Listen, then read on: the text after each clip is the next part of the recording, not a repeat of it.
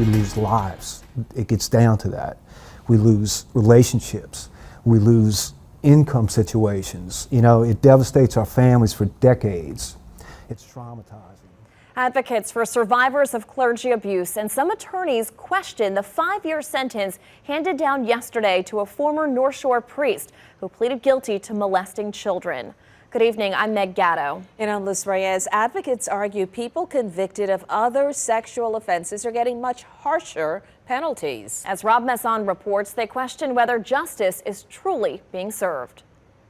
Just moments after a victim of clergy sex abuse described his decades-long ordeal in open court, beginning when he was just 9 years old, his attorneys left angry. Understand why he believes 5 years is not enough, which is consistent with the other victim who gave one of the most amazing victim impact statements I've ever heard.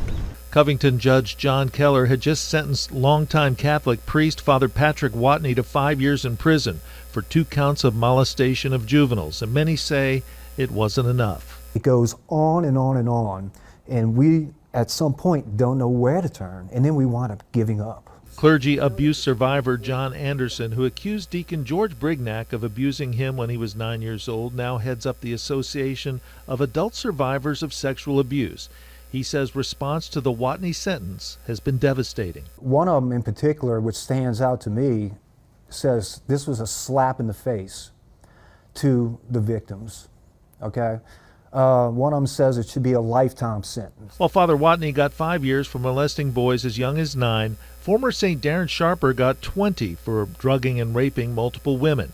And former Sheriff Jack Strain got a life sentence after 5 people came forward and accused him of molesting them when they were children. There's no area in the law when it comes to sentencing that has such great disparity and brings on such great agita, and everybody gets worked up about it because everybody has a different opinion as to what is just. Not only do victims say the Watney sentence was too light, but they say overall the prosecutions of credibly accused priests is going way too slowly.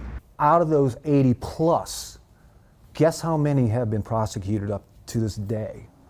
Maybe 3. Only because the survivors came forward. Then there's the issue of whether Catholic judges should be presiding over matters involving Catholic priests. The group Child U.S. Advocacy says it's hard not to see a conflict, and John Anderson agrees. We need to look at the judge from now on.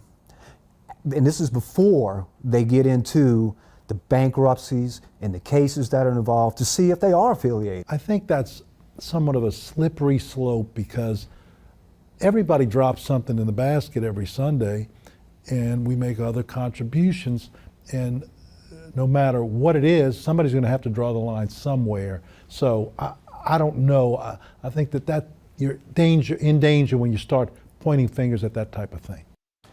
Now, nearly 500 plaintiffs are now involved in a federal lawsuit against the Archdiocese of New Orleans over claims of sexual abuse. That suit has been playing out now for more than 4 years.